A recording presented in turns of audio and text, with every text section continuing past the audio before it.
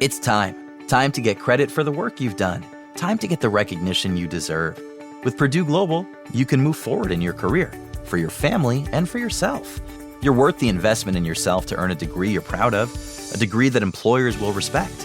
Purdue's online university is designed to support working adults like you who know it's never too late to accomplish your goals. It's never too late to make a comeback. It's time to start yours today at purdueglobal.edu. A group of high school students started a project to research a string of unsolved murders. There is no profile of this killer except for the ones the students created. What if this guy's still alive? Like, what if he comes after us? Once you start getting a few tips or a few leads or a few identifications, then the cold case isn't so cold anymore. This is Murder 101. Listen to Murder 101 on the iHeartRadio app, Apple Podcasts, or wherever you get your podcasts. Episode 19, What Comes After Debt Free? Welcome to the Frugal Friends podcast, where you'll learn to save money, embrace simplicity, and live a richer life. Here are your hosts, Jen and Jill. Hello, everybody. This voice is Jen. This one's Jill. We are your frugal friends when all of your other friends are spending money on fancy beer that they don't even like. We're here hanging out with you in your car while you are driving to your side hustle.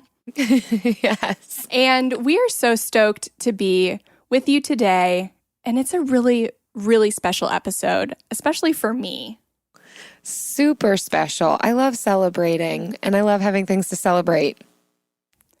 Yeah, it's Travis and I's 1-year debt-free anniversary, and we wanted to celebrate by kind of reminiscing on what it felt like to be debt-free, and then also some of the struggles that we went through after we paid off our debt, because that is definitely a place you will get to. Even if it feels like you won't get there, you will definitely get there, and we are going to help make that transition a little easier.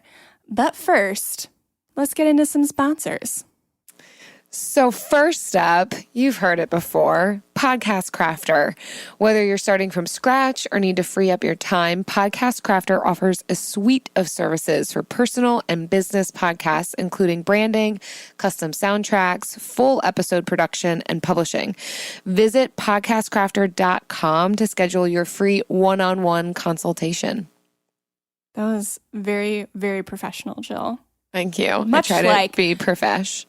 Yeah, much like our next sponsor, we were thinking about reaching out to Dave Ramsey to get sponsorship, but then we were like, nah, we could do better.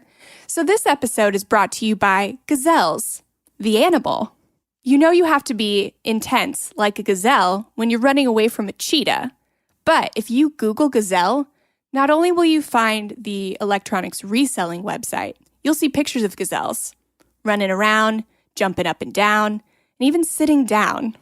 So just remember, you may run fast like a gazelle, but don't forget, gazelles sit down too.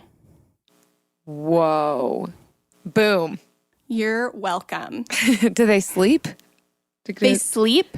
I saw a picture of one hugging a cheetah. I'm sure it was hugging it. And also doing things that we can't talk about on a non-explicit podcast. Oh my goodness. Why were you looking up pictures of gazelles? For episode research, Jill. That's good. Because I'm really dedicated to this. You spend your time well. Thank you. And I didn't just want to take you all down memory lane for my debt-free anniversary.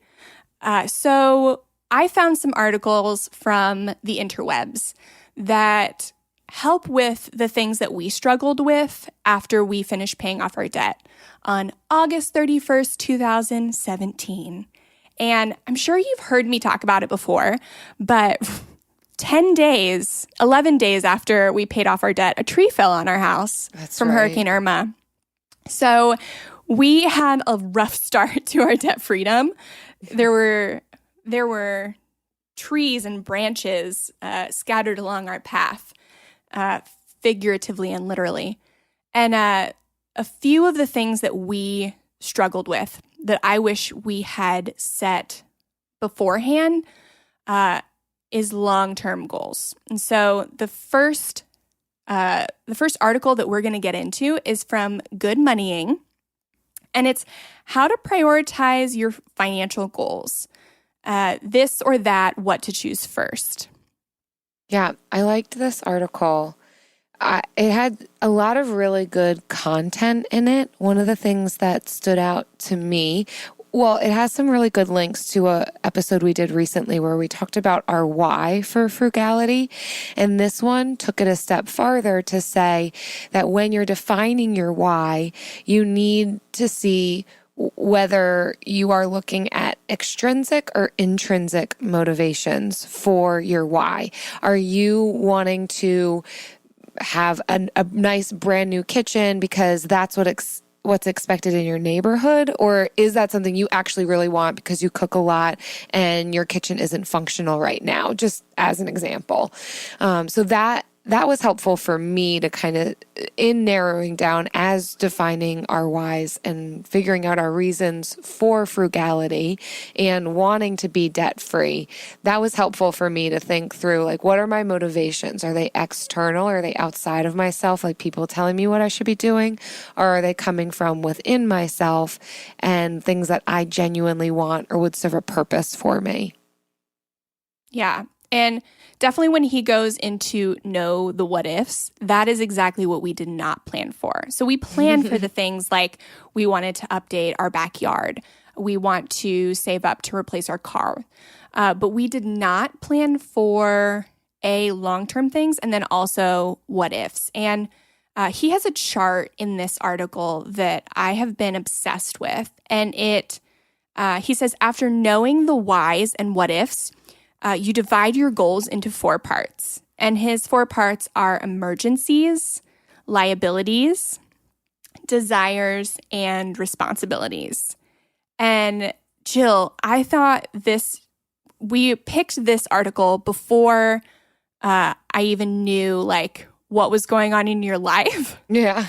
But I felt like the topic of this article just really dovetailed super naturally into what's going on in your own life right now.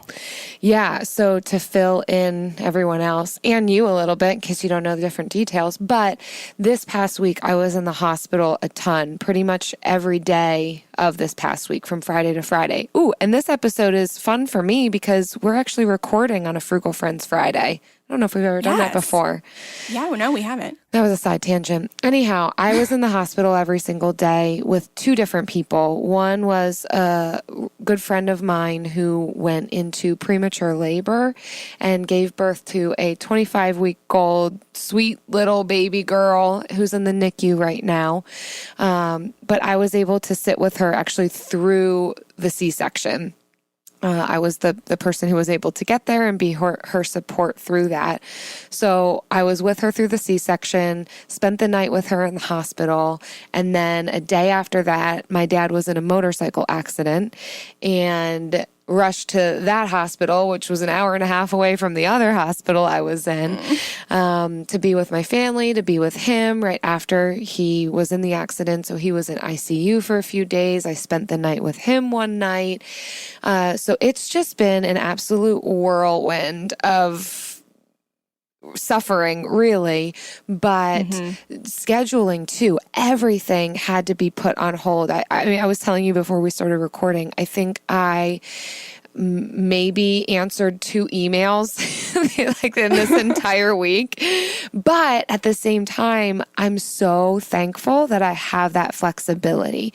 My frugal life, I'm not debt-free yet, but we do live very frugally, which allows me to have this flexibility. And the types of jobs that I have chosen are also very flexible. And so throughout this whole time, I was so grateful that, oh my word, I don't have a boss that I need to call right now and try and get time off, or have them not understand what I'm going through and, be making me come into work, or be needing to be on my phone constantly, even though I'm in the hospital and I'm trying to support the people that I love and care for. And that's not everybody's situation. Some people do have to work 40 hours a week, and that's just going to be the case. But for me personally, I was very grateful for what my situation has provided me and the flexibility that I could be there for those people when other people couldn't. There were other people who were like, I'm at my job right now. I can't make it to the hospital because so-and-so just went into labor. Like, I'll be there tomorrow. I'll be there this evening. What can I do? And I'm grateful for them. But I'm also very, very appreciative of my situation and what it's afforded me. Yeah, that's the first place my mind went to, because that's really the freedom that we're all striving for. I mean, we use an emergency fund to kind of plan for these emergencies that essentially you can't plan for. But spending time with people who are in the hospital is stuff that your emergency fund can't necessarily cover. And that's what we're working towards now, is that flexibility to where we can say, if we have a child and we want to stay home with it, we can. Or if we have somebody who needs help and we need to take an unpaid day off, we can do that. That's fine. Or if there's a change in like our employers and we don't like the new management, then we have the freedom to say, I can leave and go find something else. Like, I don't have to put myself through that torture. It puts a value on time, not just on money. Money does have value, and we talk about budgeting and all of these different things, and that's important. But I think I'm also recognizing how important my time is to me and how much I can give and receive by having flexibility and my time, which is closely linked to money, right? Like we only have the time to give if we have the money to sustain us to have that time. So, but I'm just noticing so much more value in that as well. Yeah, definitely. With this chart, when I first looked at it, I was like, this is a weird budgeting chart. And then it clicked. I'm like, oh, this isn't for budgeting. We are specifically talking about what to do with money once we are debt free, and how do we prioritize those things? Where do we want to put our time and our money? And that really helped me to partition out, to see it. I'm a very visual person, and to see, oh, here are the big rocks, the big things that we want to identify and define in our lives first. It really helped to categorize these different areas. And so we're not just talking money. We're not just talking emergency fund, budget for emergencies so you can pay for your broken arm. We're also talking about budgeting to free up our time to be present in emergencies. We're talking about freeing up our time and our money to go on vacations with family. So yeah, it was a really good chart to look at for me, just to think through, okay, now that there's money to be spent, where do we want to put that, and what are our priorities? And that's going to be different for every person. Liabilities or desires may take a higher precedence than emergencies may, or responsibilities may be more of a priority than your desires.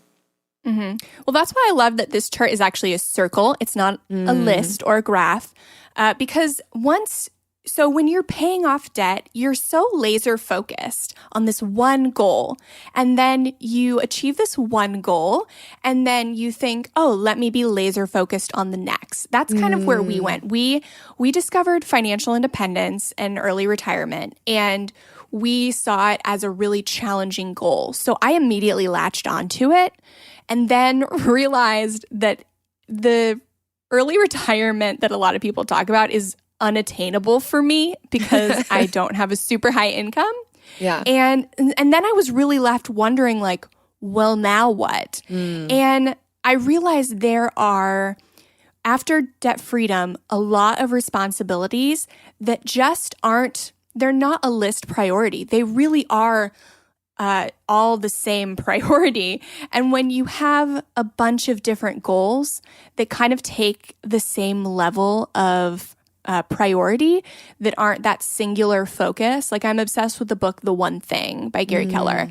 But you can't necessarily have one thing at the point in your life when you're debt free. You have to invest, you have to be saving for certain things. And then you also have to be saving for desires like taking vacations, or you have to be putting extra to your mortgage. Whatever your goals are, you're doing all these things simultaneously.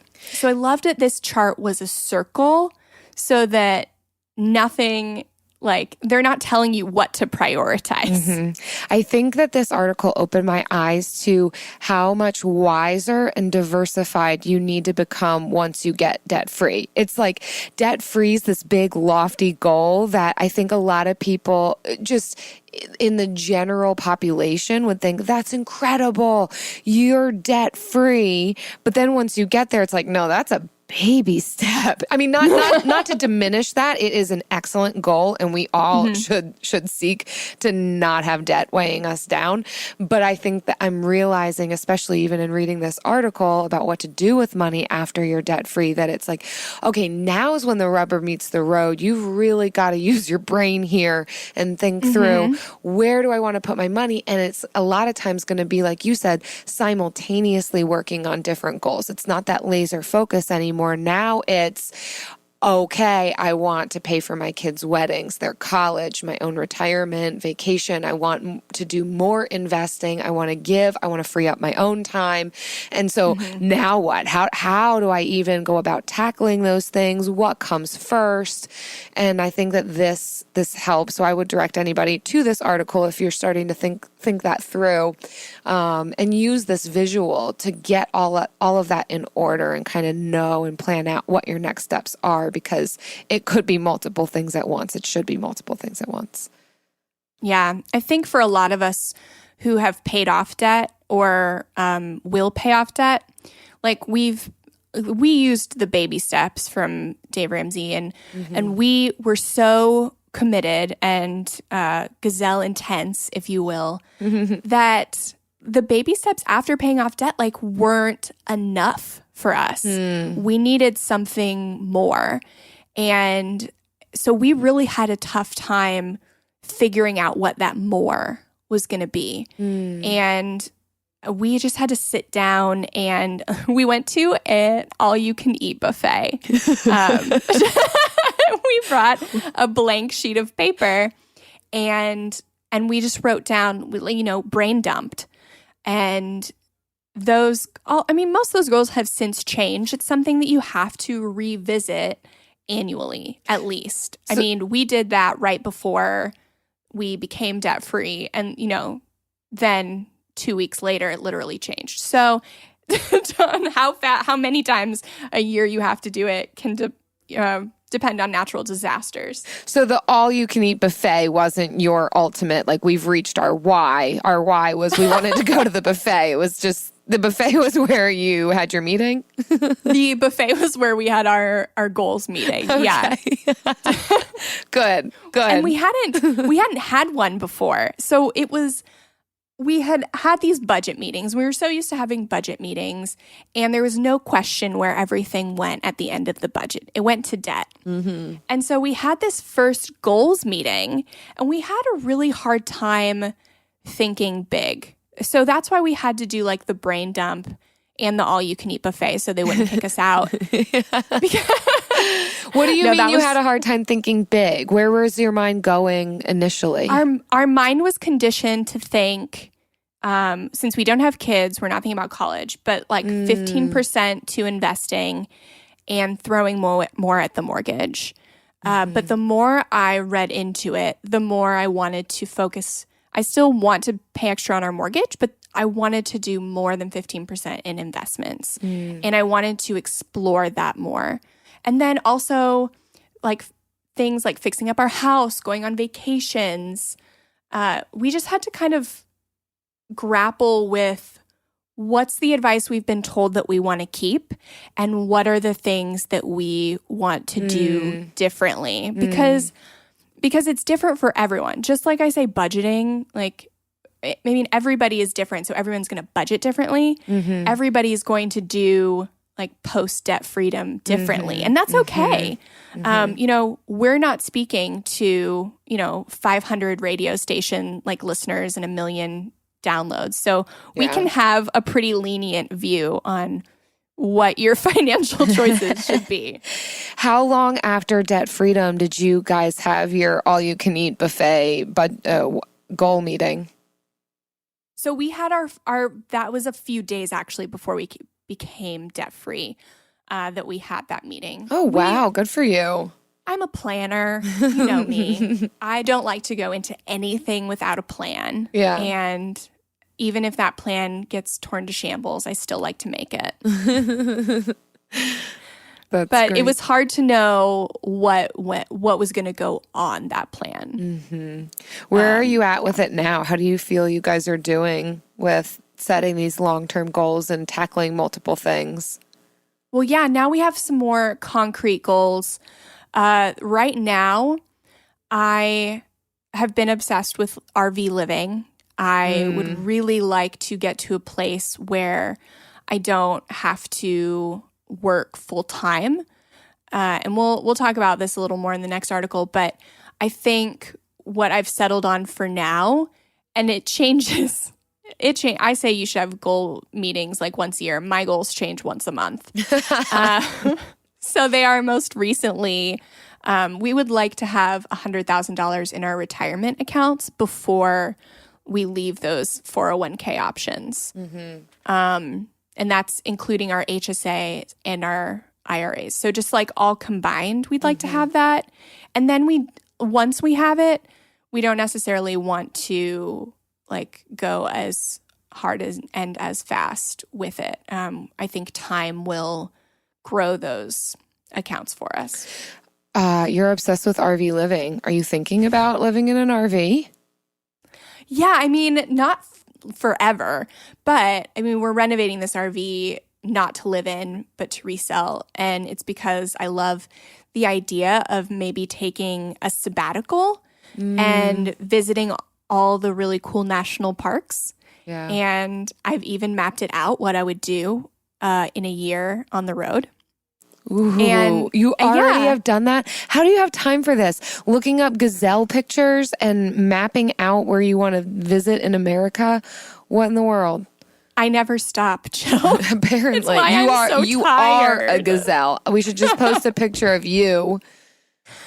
If somebody takes a picture of a gazelle and photoshops my face on it, I will mail you something, a gift. You have to post it in the Frugal Friends community group on Facebook, though. frugalfriendspodcast.com/group, and Photoshop my face on a gazelle, and I will send you something. Will it be a good something? We might want to clarify. I mean, I might send you like a $5 Starbucks gift card. Ooh, or yeah, if you don't drink coffee, maybe I might be else. In this game. Okay. Jill, yeah, if you do it, I will get you a gift card as well. But I'll let one of our listeners do it. We'll see what they can come up with. Yeah, somebody in that group has to do Photoshop because there are some hilarious people in there. Yeah, definitely. That or they'll make a GIF of me running as a gazelle. Ooh, that'd be even better. It's got to be a better gift that you send them if they do a. I max out at $5, Jill. I'm still on a budget. No. I'm just saying. I only have $5 in my gift card budget. And it's going to a listener who slaps Jen's face on a gazelle. Yes. And then we slap that on a bumper sticker. I will. And put it on no one's car. I'm going to put it on something. We know New Year's resolutions often don't stick. In fact, on average, they last around 30 days. So if saving money is on your 2024 resolution list, here's a foolproof way to stick to yours. Switch your phone provider to Mint Mobile. For a limited time, wireless plans from Mint Mobile are $15 a month when you purchase a 3-month plan. That's unlimited talk, text, and data for $15 a month. For those of you paying close to $40 a month for just one phone line, This means a savings of $300 over the course of the year. We especially like Mint because all plans come with unlimited talk and text and high-speed data delivered on the nation's largest 5G network. To get this new customer offer and your new 3-month unlimited wireless plan for just $15 a month, go to mintmobile.com/frugal. That's mintmobile.com/frugal. Cut your wireless bill to $15 a month at mintmobile.com/frugal. Additional taxes, fees, and restrictions apply. See Mint Mobile for details. AI might be the most important new computer technology ever. It's storming every industry, and literally billions of dollars are being invested. So, buckle up. The problem is that AI needs a lot of speed and processing power. So, how do you compete without costs spiraling out of control? It's time to upgrade to the next generation of the cloud, Oracle Cloud Infrastructure, or OCI. OCI is a single platform for your infrastructure, database, application development, and AI needs. OCI has 4 to 8 times the bandwidth of other clouds, offers one consistent price instead of variable regional pricing, and of course, nobody does data better than Oracle. So now you can train your AI models at twice the speed and less than half the cost of other clouds. If you want to do more and spend less, like Uber, 8x8, and Databricks Mosaic, take a free test drive of OCI at oracle.com/strategic. That's oracle.com/strategic. oracle.com/strategic. Anyways, so I was talking about the financial independence and kind of how we want to take a sabbatical. And so that really leads nicely into our second article. Let's talk about it. Yeah, it's from Financial Panther, who is a friend of mine from my early blogging days. And his article is called The Dream of Barista Fire. So if anybody, I forget what blog this originated from, and I'm sorry, whoever coined it, that I'm forgetting you. But this concept of barista fire, so FIRE is financial independence, retire early, is that you don't essentially make enough money to live off your dividends in your investments, because normally that's for high income earners that can do that really quickly and then retire at 30 and write blogs and get famous. But barista fire is a more attainable financial independence. It's essentially more financial independence than it is retiring early. But it's essentially you can quit your job and become a barista if that's what you really love. Just doing something that makes you happy, that's low stress. Kevin talks about he worked at a small public golf course when he was younger, and it was his favorite job. And now he's a lawyer, and he would really love to work at that golf course again. And so that's where he's headed on his financial independence journey. I like that he shared that personal story first about his love of that, one of his very first jobs. It got me thinking back to, a time when there was work that I really enjoyed, or just simple tasks that were fulfilling. Do you have, if you were to look back on your various careers, even back to high school, do you have a job that you really enjoyed? My first job, I worked at a movie theater. Ooh. And there was nothing to do in town except see movies. So I got this job at the movie theater so I could see them for free. And I loved it. I started at the concession stand where I just shoveled popcorn. Shoveled? Was it really a shovel? It was a small shovel, resembling a scoop. And then I found out that the people that clean the theater actually have the cushiest job, because all they do is sweep up popcorn, and they get to stand in the back of the theater and watch movies if there's nothing else to do. Wow. Yeah. And they get to watch the ending, the special end scene in every movie that has one, because they have to be there when the credits roll. Right. So I switched to that job, and it was super cushy. Oh, I loved it. Did you have one, Jill? That's amazing. Yeah, a couple. I mean, bosses always tended to ruin it for me, but as far as the job went, the actual tasks, I worked at this small town bakery as like a cashier, but I would also sometimes make the cider donuts and decorate the cookies and make the cute signs to put out next to all the baked goods and wrap up the breads and interact with customers. And I just really enjoyed it because people who came in there, they were happy. They loved the products. And I just loved working in a bakery and eating all of the cider donuts that didn't turn out perfectly.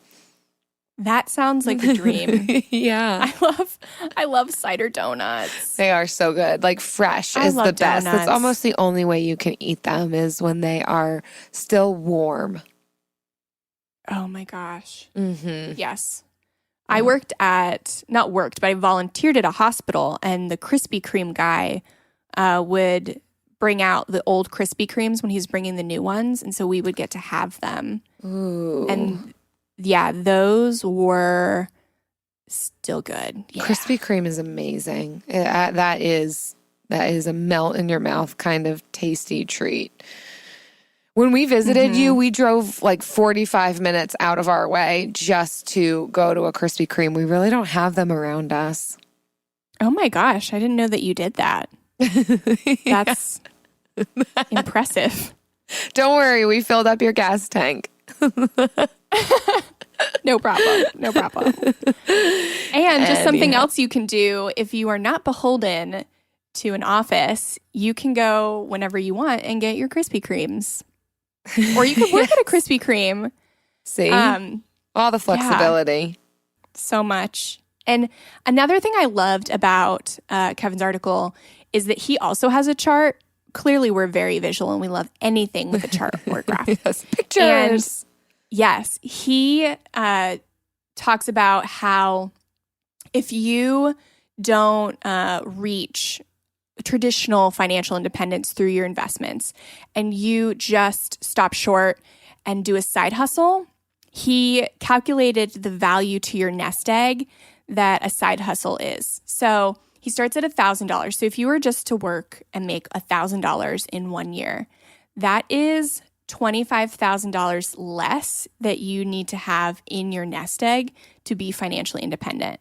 How crazy is that? That is crazy. How many years is he basing that off of? Like if you're making $1,000 extra to your side hustle, that's where I was kind of. So he's basing it off of the 4% rule. Okay. So people will say like, if you have whatever is in, whatever your kind of like monthly or yearly budget is, you multiply that by 25. And then you have what you need to have in your retirement accounts to retire and live just off of 4% of it.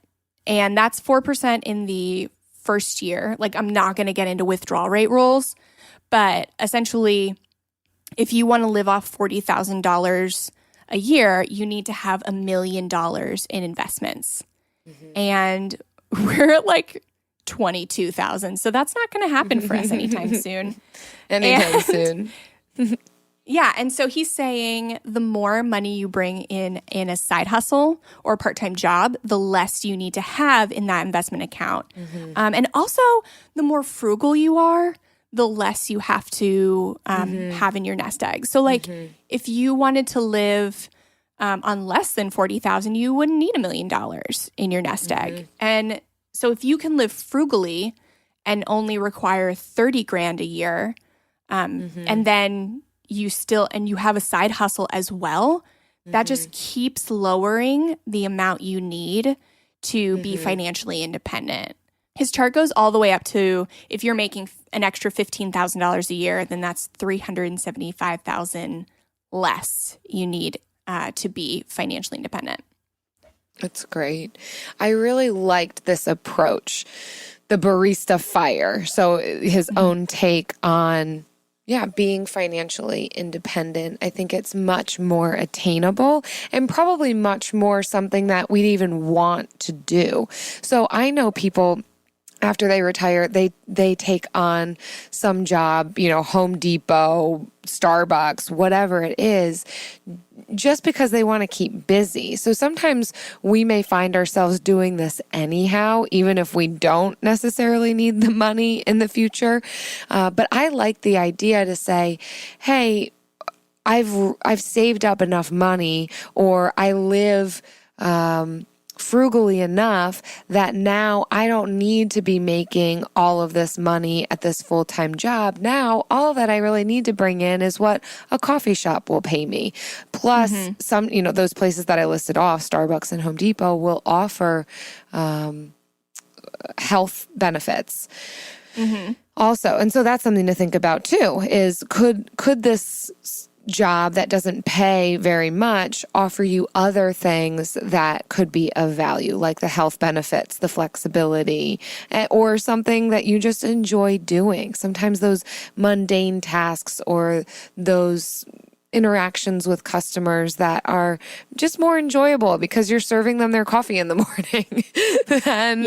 Then you have the flexibility to do that. I'm probably going to get a ton of baristas being like, that is not my job. I get angry people in the morning. I was just thinking that. So maybe it doesn't have to be Starbucks. Maybe it's something else. Exactly. The point is that you can do something that's more enjoyable, or just take a year off. You don't have to you don't have to retire early and then be permanently retired. You can take a sabbatical. I know Jillian over at MontanaMoneyAdventures.com, she refers to them as mini retirements. And they just take like little kind of extended almost vacations, if you will. And then they go back to doing work. And so it's whenever they want to work. And so that's the goal for us now. I'm trying to build passive income in order to travel the country and, be financially independent. Yeah, I think this article also helped me to have value for jobs that just bring in even a little bit of money, seeing that chart and the value of even making $1,000, an extra $1,000 that you weren't expecting to make or wouldn't have made at your job in 1 year, what that can do for you long term.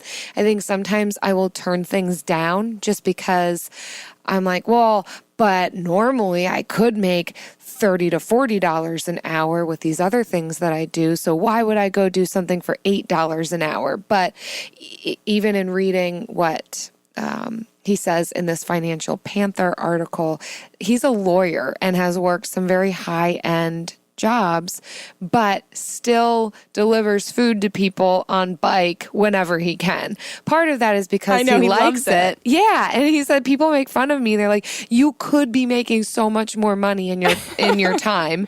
And he does do other things with his time. He hasn't like gone solely to bike delivery. But I think that helped me to see there is value in that. If I already want to go on a bike ride on a sunny day, I might as well figure out how I can make money with it. If I already enjoy organizing or cleaning as kind of a therapeutic, like get rid of stress kind of a thing, then I might as well find a friend in the area who wants to pay me to clean for her. And yes, I'm not going to make a ton of money, but to have value for that, I think that was helpful to put it back on the playing field of this is still worthwhile, and it doesn't have to be a shot to our ego or our pride of, well, this is what I could make. This is what I am worth. Look, if you can put your hands to it and it's going to give you a little bit of money to put some gas in your car, then do it. Also, not to mention the fact that variety can offer so much benefit to us, just emotionally, maybe even sometimes physically. Yeah. I love that my work is both therapy and construction work, and now bartending sometimes. Which I don't know about the ethics on that one, but I do like the variety. Bartending is counseling. Yeah. I'm keeping people from drinking too much, and I'm keeping the underagers from enjoying too soon. Yeah. And you're keeping the people that have drank too much from doing anything stupid. Exactly. Stupider. More stupid. Yeah. Yes. I loved also this chart is not just like how much you'd have to make after financial independence to shave this much off your nest egg, but I can also see once you are into investing and you are done with your side hustles from paying off debt, because we quit most of ours. Once you're there and you find a way just to make like an extra $1,000 in a year, that can potentially add $25,000 to your long-term nest egg. Or if you cut your spending by $1,000 per year, that's essentially $25,000 less that you need in your long-term nest egg. Yeah. Yeah, And it's so amazing. if you just think about it that way, like no frugality won't make you rich. It won't make you financially independent, but it can lower the amount you need to become financially independent and get you there quicker that way. There's no limit on income potential, but there is a limit on how much you can cut. But cutting as much as possible, all the unnecessary stuff will get you to your goals faster. Like there's no argument there. Yeah, I think that was a good way of summarizing it. Well, it might be time. It might be that time of the week. Now that we've summarized everything and we've made our bumper stickers, why not? It's the Bill of the Week!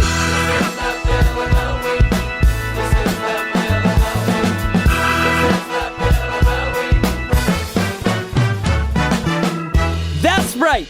It's time for the best minute of your entire week. Maybe a baby was born and his name is William. Maybe you paid off your mortgage. Maybe your car died and you're happy to not have to pay that bill anymore. Duck bills, Buffalo Bills, Bill Clinton. This is the Bill of the Week. Hello, ladies. So my name's Amia, and I have a Bill of the Week for you. I just paid off my first student loan, of many, but still, it was a big bill. That got paid. So there you go. There's my Bill of the Week. Bye. Congratulations, Amia. That's so cool. Oh, that is so exciting. Like chipping away one step at a time. Thanks for sharing that with us, because I think that hearing stories like that keeps us encouraged to keep going, and you are going to get there, and I'm excited. You should call us back and give us another Bill of the Week when it's all done. Yes. Ooh. Or even when you pay off another one. Yeah, every the next time one. You pay one every off, time. give us a call. Yeah. And I know like it's so cool to have those little student loans within a bigger student loan. Like that's what I had. And it was easier to see that progress when I could kind of snowball it. But I talked to a lot of people that don't have that. Like they've refinanced and they've gotten a better rate, which is awesome. But also breaking it up into like snowball sized chunks, like starting with like a $2,000 chunk and then moving up like $500 or $1,000 every chunk. And celebrating after you do each chunk is also really a really good way to make your own snowball. Yeah. So any way to celebrate. Yes. And if you do that and you pay off a chunk, please let us know. Give us your Bill of the Week at frugalfriendspodcast.com/bill. We have a speak pipe now, so you can leave your bill directly on the website. It's the easiest thing you've ever done. A paid bill is the best bill. Put that on a coffee mug. A paid bill is the best bill. Put it on a bumper sticker, maybe. It's never too late. Never too late to earn a degree. Never too late for a comeback. Between your busy career and taking care of a family, it can feel like there's never a good time to go back to school. But your time is now. Time to start your comeback with Purdue Global. As Purdue's online university for working adults, Purdue Global is dedicated to supporting adults like you who know it's time to earn the recognition you deserve. You have the experience, you have the knowledge, it's time to get credit for the work you've done. You can balance work, family, and everything in between while earning your degree. It's time to move forward in your career, for your family and for yourself, with a degree you're proud of, a degree that employers will recognize and respect. You're worth this investment in yourself to earn a degree you deserve. It's never too late. Never too late to go back to school and come back stronger with an education you can trust. Now is the time for your comeback. Start yours today at purdueglobal.edu. We all agree that reducing carbon emissions is a good thing. And once again, Toyota is leading the way. Yeah, we hear a lot about fully electric vehicles, and Toyota, they got them with more on the way, I'm telling you. We also know a BEV is not for everyone, whether it's because of cost, range, or if you're like Ray and you're going to start freaking out, oh no, I can't find a charging station when that battery gets real low. Yeah, plus the raw materials used to manufacture batteries are limited. Enter Beyond Zero. So Toyota's vision for a carbon neutral future in vehicles and in manufacturing plants too. In the years ahead, trust me, it's happening, baby. The materials used to make just one long-range battery for an EV could be used to make batteries for 6 plug-in hybrids or 90 gas-electric hybrids. That's why Toyota's position today is electrified, diversified, empowering you to choose how to reduce your own carbon footprint with the vehicle that's right for you, a hybrid, plug-in hybrid, or battery EV. So shop, learn more, or get details at toyota.com/beyond zero. Toyota, let's go places. Vroom, vroom. Since we were talking about goals today, we asked our community what their money goals are for the foreseeable future. And we wanted to chat about those for a little bit. So it was cool to hear what everybody else in our Facebook community was doing and then be able to share some of mine as well. So for us, our money goal for August, so this is smaller term. Right now we have 3 vehicles, which doesn't really make sense because there's only 2 of us. So we have decided to sell 2 of the cars and then consolidate that to 1 car. So the things that we like about both of those cars, we're going to try to get in 1 car. So we're going to sell my small SUV and Eric's truck and try to find still a small SUV that has some sort of towing capacity.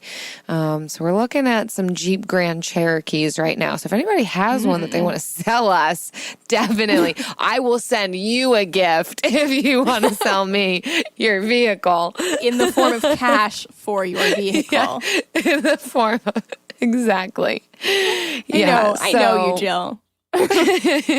You're not going to get more out of me than just money for your vehicle, but that's nice, right? And I'm hoping, I mean, this is probably a pipe dream, but I'm hoping that we make money off of the sale of the cars more than what we will spend on the new car. I don't know. I'll keep you posted. I don't know if that'll happen. Yeah. Keep us updated. Exactly. My August goal was just to stay under budget for the RV. And I've talked about this before. I have a hard time spending money on things that I need. Like things just sit in my Amazon cart for weeks when I should have bought them weeks ago. And I don't know why. I'm not like a compulsive online spender. And sometimes that's like does a disservice. So I did like $130 Amazon purchase, and I was really proud of myself for buying those things. Wow. So I think we'll definitely stay under budget, but I know there's going to be things that we haven't anticipated that even though like RV things are smaller and cheaper, doesn't necessarily make them less expensive. Right. Which is unfortunate. But we're going to get through it and hopefully buy everything in August because we're going to, when this releases, we will have already gone to Seattle for a little vacation. Ooh. A much needed vacation. Nice. Yeah. You were able to weave that one into August. That's great. Yes. It was a very last minute trip, but we used travel rewards points. So we paid $22.20 for the round trip flights and hotel stay. Love those travel points. Yes. That's the thing. That's where Dave Ramsey and I, we go our separate ways. They're not going to make you rich, but they will help you go take a long weekend in Seattle. Yeah, this gazelle uses credit card points. She's running across the country. Yeah. I really liked in our Facebook group, Emily posted about, she had a lot of goals and it was just really, really impressive. She wants to drastically reduce their food budget by eating out way less, saving up extra emergency money for next month when she will temporarily bringing in lower income, and pay extra on student loans. So that is 3 things all in one. Way to go, Emily. Yes. And Emily's been doing this a while, so she can have separate goals while paying off debt because I know her. But yeah, sometimes you have to have these separate goals just to come up with like the end result of one goal, which I also learned not quickly on our debt-free journey. It took me a long time to figure that out. Yeah. But it's kind of like when you're trying to lose weight and you're trying to make all these. So I see a lot of people try to lose weight and pay off their debt at the same time. And I'm like, how? But how is that possible? Right. It's too much all at once. Okay, so some people do it because just eating at home is enough for them. But then others get overwhelmed and quit everything. And so I think you just have to know which person you are. Are you carrying a few extra pounds because you just eat out too much? Or do you just like really need to focus on one or the other right now? And sometimes you do need to focus on your health before your debt, but you just have to decide which is right for you. But if you're a go-getter, then do it all at once. Then do it all at once, like Emily. I also liked this one from Amber. She's a Disney vacation planner in her spare time. And she says, I'm a Disney vacation planner in my spare time, and we are having an agent get together in a few months. So my August goal is to save at least half of the trip as well as bulk up our regular savings account. I love Disney on the DL. I'm not like a Disney fanatic. How often do you get to go there? As a Florida resident, is it as often as we would expect on the outside looking in? Jill, guess how many times a year I go to Disney? Just like throw out a guess. See, I would guess that it's like 0 because you never actually visit the places that you live near. Like that's how it works in the rest of the world. But then you also talk about like Disney on the weekends. So I'm like, I don't know. What is she doing? She's either never going there or she's going there every weekend. I'll go like once a year. That's closer to the never. Okay, that is closer than never, but I actually still had a amazing. frugal fail. Oh. I'm really ashamed to admit this. We all have them. I haven't told Travis yet. So this is you need to tell him Frugal before Friends this podcast exclusive. I can't. I've already started. I'm going to say it right now. I, in February, bought a 3-day Disney pass thinking I'll go 3 times. And that was in February. And last week I checked on the status of the pass and it had expired. It expired at the end of June and I didn't realize it. So I paid for 2 days at Disney that I did not get to use. Oh no. And I bought it because it was a deal. And I didn't plan appropriately. And so it was a fail. You're going to have to hide this episode from him. What's your plan now? Now it's in the episode. It's coming out August 31st. You've got a couple of weeks. The plan is to not go to fess Disney. up. Listen, we've all been there. I'm not shaming you. I have made my fair share of frugal fails. I am just concerned for you when your husband finds out. It'll be fine. Okay. He did not have a pass, so it didn't matter to him. He wasn't going to go anyway. Yeah. Could anybody else have used it, or it was only you who could have used it? I think it was only me. So that makes me feel less bad. Yeah. But still bad. That's about it. I don't want to talk about it anymore. I'm sorry. But thank you for your vulnerability and your honesty. Thank you. And your transparency. What other words can I use? What other buzzwords are there? You don't need to use any more words. Okay. Oh, that's amazing. Well, we are in the midst of our first Frugal Friends Book Club month. You know that all of August we have been running a drawing for a copy of Kate Flanders' book, The Year of Less. And since it's the end of the month, we're going to be doing the drawing tonight. We're giving away one book for every 5 reviews left. And the way you can enter is by leaving us a review and a rating and screenshotting it and sending it to frugalfriendspodcast@gmail.com. And so many of you have. We've loved reading the reviews that have come in. And you still have time to do that. But if for some reason you're listening to this on September 1st, you are still eligible because we're moving on to our next book. And so for September, we're giving away the new revamped version of Your Money or Your Life.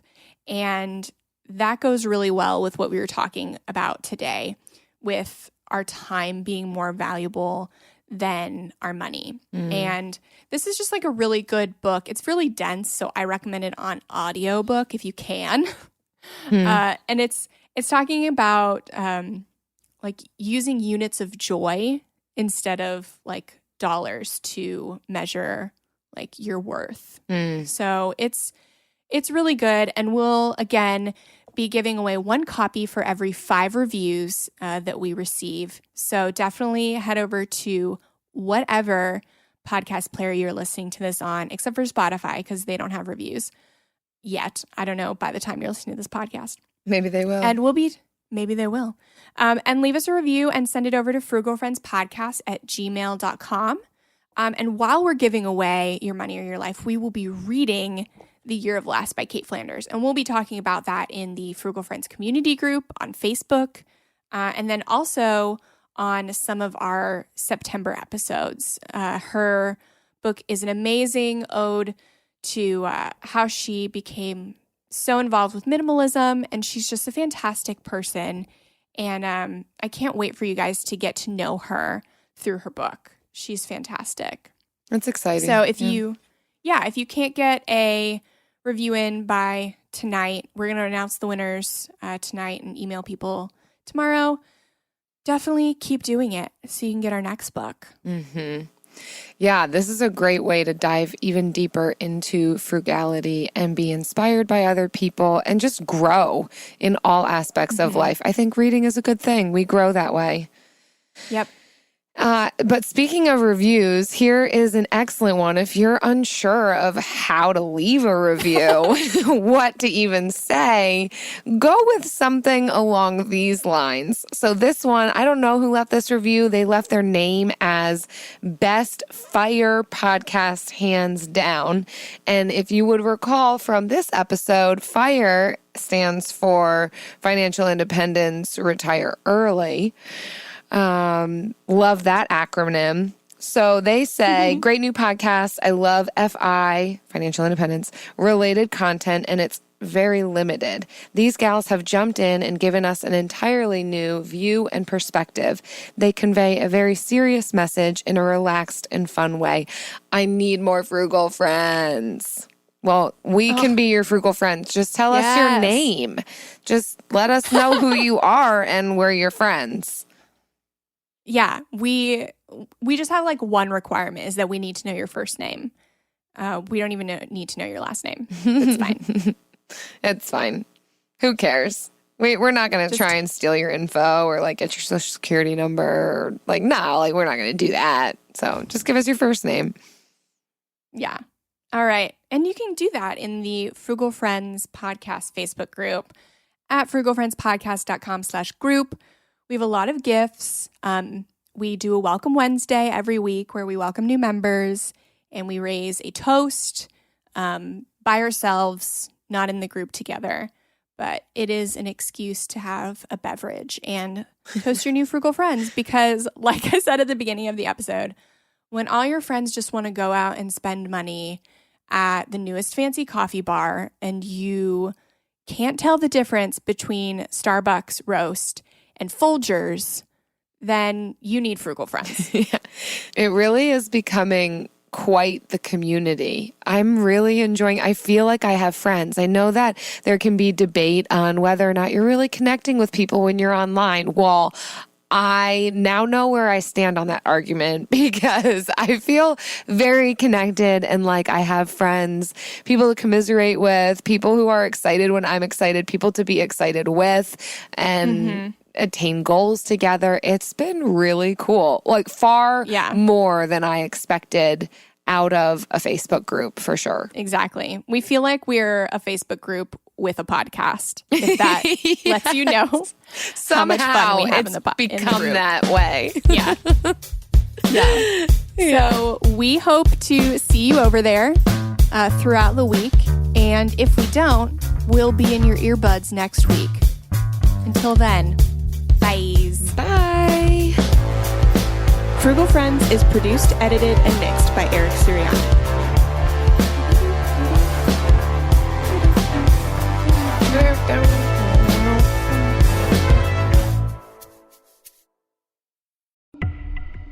A group of high school students started a project to research a string of unsolved murders. There is no profile of this killer except for the ones the students created. What if this guy's still alive? Like, what if he comes after us? Once you start getting a few tips or a few leads or a few identifications, then the cold case isn't so cold anymore.